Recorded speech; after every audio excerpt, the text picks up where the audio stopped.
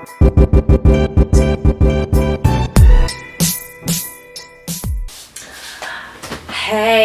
guys, I am back for another video. For those who haven't seen my videos yet, I'm Tenny and I have started this series, I'm going to just call it a series, called Living Life Free, and this is my second video of this series, and as you can tell by the title, it's called Depression or Oppression. So I'm just going to put it out there first and foremost, just so that nobody's confused. I understand that depression is a real thing.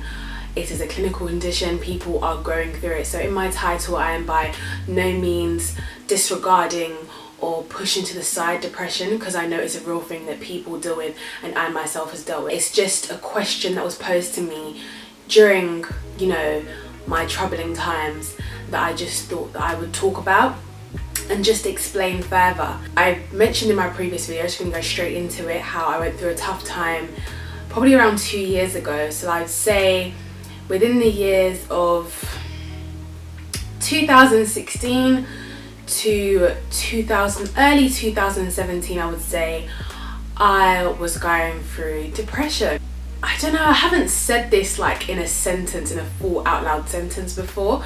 I think I've explained to people my story and explained what I've kind of been through, but I haven't actually said I went through depression. I was in university, as I mentioned before, and I think what I was dealing with was a thing whereby I had all these things in my head, all these hopes and dreams and all these aspirations and all these things in my head of like who I wanted to be at that particular time in my life, and I was not that.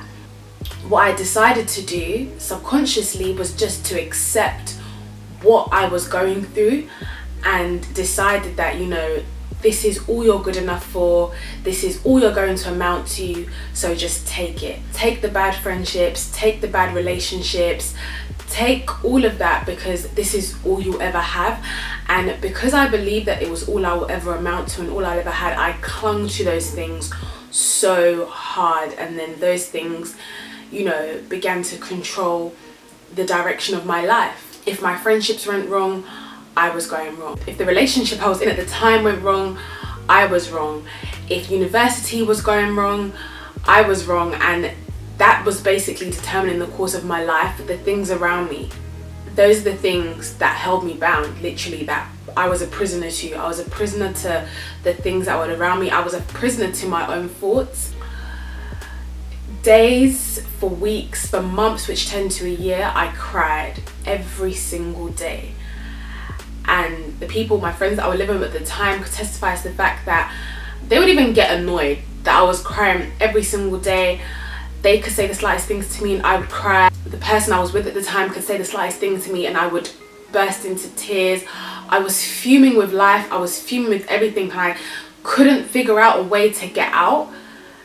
And as I said, I just would cry, and I couldn't speak to anyone about it. I didn't speak to my mum about it. My close friends would, obviously hear me cry, hear me going through things, and I would, tell them the general gist of things, but I was like, like, I'm cool, I'm okay. And, within the next 12 hours, I'm crying again. But again, I would come out my room, I would dry my eyes, I would come back out, and everything is good. One thing in self-reflection and thinking about how my life has been, and reading and listening to podcasts and things, I learnt that I am a perfectionist. To be fair, I've always been a perfectionist. I used to do like art and stuff in school. I studied civil engineering. Like I want to control everything around me. I want everything to be perfect, and I want to be perfect, and I want to appear perfect. And I learnt that a perfectionist is a good thing, but it's also a bad thing, in a sense that I learned that a perfectionist is not somebody who is, to me, a perfectionist is not somebody who is scared of failure or scared of making a mistake or, scared of things going wrong. I learned that perfectionist is actually someone who is scared to be seen. When I say seen, I mean seen through and past the exterior. I didn't want anyone to see the real me, because I was faced with the fact that I myself was not perfect. I'm basically putting up something that's impossible. It was impossible for me to be perfect. It was impossible for me, you know, to try and be this person, and hence why I was crumbling on the inside, because I was putting up this facade, I was putting up this mask that I personally could not keep up with. It was fake, because I was held by this persona, I was held by this personality that I wanted everyone to see. I was depressed. It was too much for me. I couldn't keep up.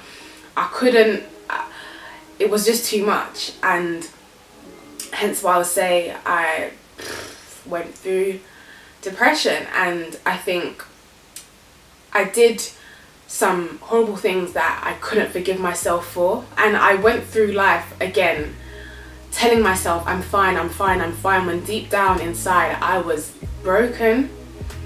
I was just done out here, like I was just finished.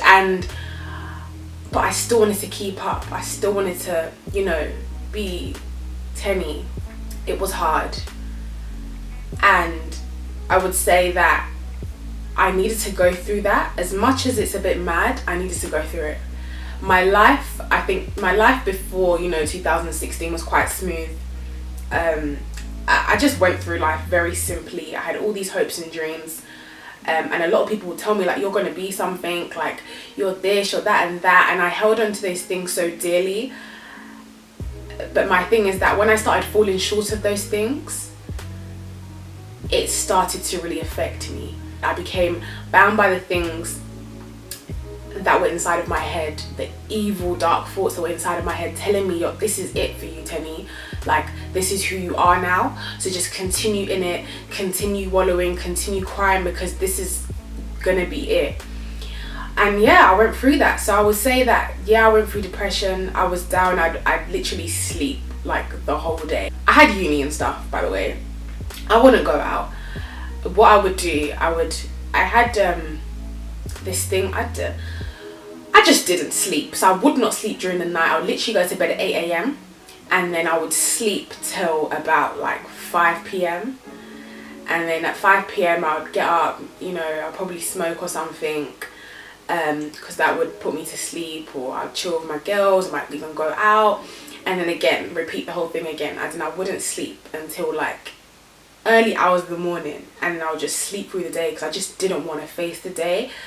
Like, I did not want to, you know, face me and face the issues that I was going through. I had no joy, I had no peace.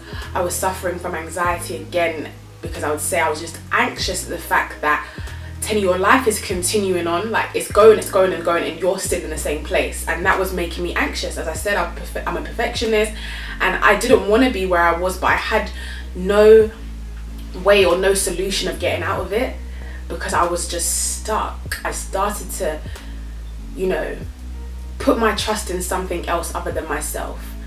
Because you know what, while I was going through that, I would come out of situations, and even till today, I'll come out of situations that were oppressing me, and I might go back. And I had no reason for it. It was just the way my life was going. I would come out and I'd make a breakthrough and I'd go back. And I think it was personally because I was so comfortable and so used to being in this bound place that I was almost just like, you know what, as I said, the evil thoughts in my head would say, you know what, this is it for you, Teni. And I'd become comfortable with being bound.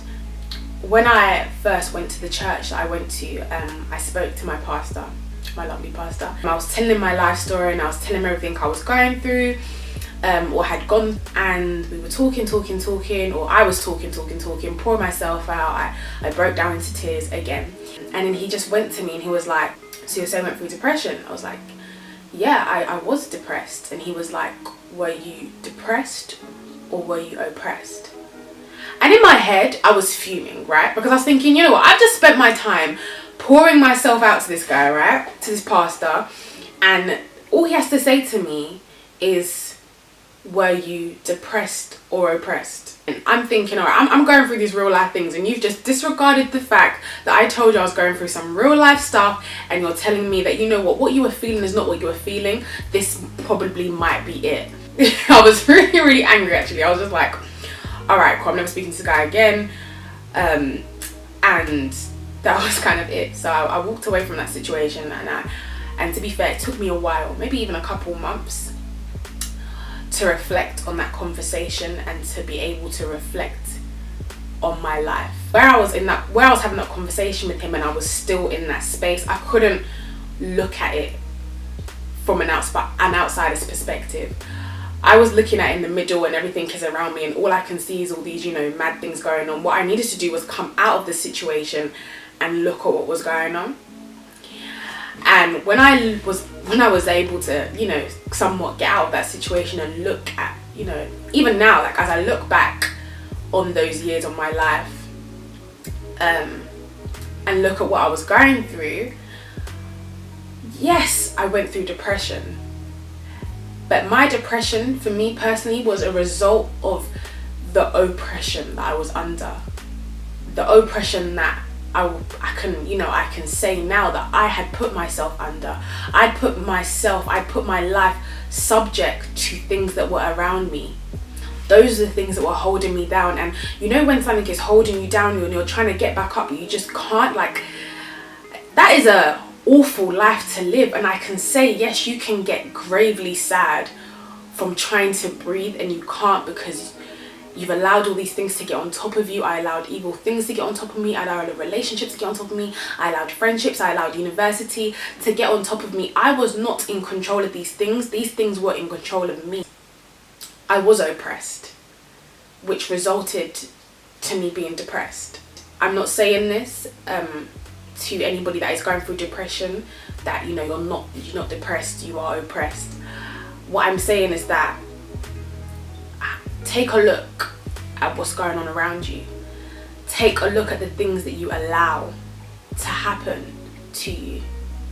Not the things that you can't control, I'm talking about the things that you allow. So putting myself back in the situation, I'll use relationships as an example. When you step away from something that was, that wasn't right for you, and you have the thought to go back because you're not strong enough, or it's what you're used to, you have to take a step back and think, do I trust myself enough to go back into this situation and still love myself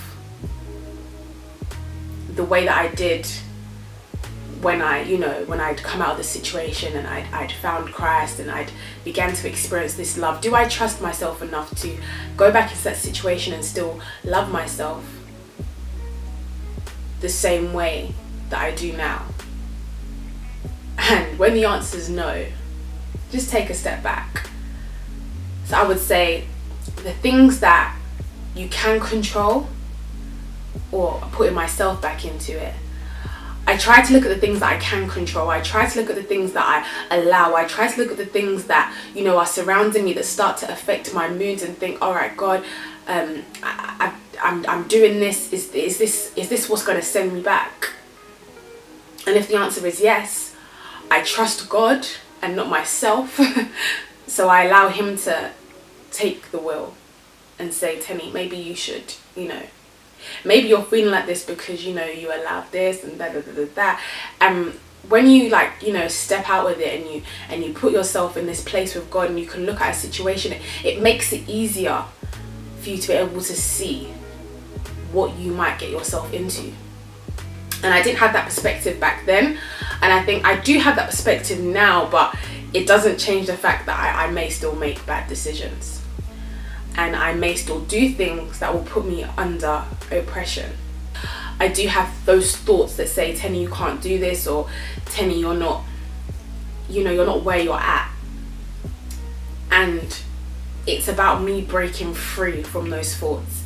It's about me breaking free from those expectations. It's about me breaking free from that oppression and saying, no, God, I trust you to steer me, to take me out, to show me where I'm supposed to be, to lift those burdens off of me, to take that oppression, to take the things that have oppressed me. I trust you, God, to take those away from me, and so that I can breathe easy and that I can be free. And there's a scripture in the Bible literally that talks about, taking all of your burdens and giving them to God. All the things that, you know, are oppressing you. And it's like, I think people think sometimes you can't go with the ugly and dark things to God. Like, I've learned that even the smallest of things that are irritating me, that are getting on my nerves and are making me feel like I'm gonna get emotional, I just take those things to God and say, God, what do I do with this? Do I need to forgive? Do I need to, you know, change direction? Do I need to just love? Because sometimes the answer to, you know, your issues is to just love. You know, so it's just about, yeah, going through things and just letting God help you out. Not even help you out, give him the whole thing, like literally dash it to him. Say, God, take, because I can't do this now. I wish I had that tool back then, essentially. But yeah, it's a short video, I think. I haven't even looked at the time. But that was my kind of thought process. I was literally just thinking like, wow, like, this was, your pastor said this to you and you got mad.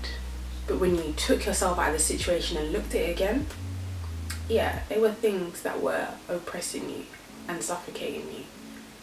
And some of the things you can control. So let's try and sort those out.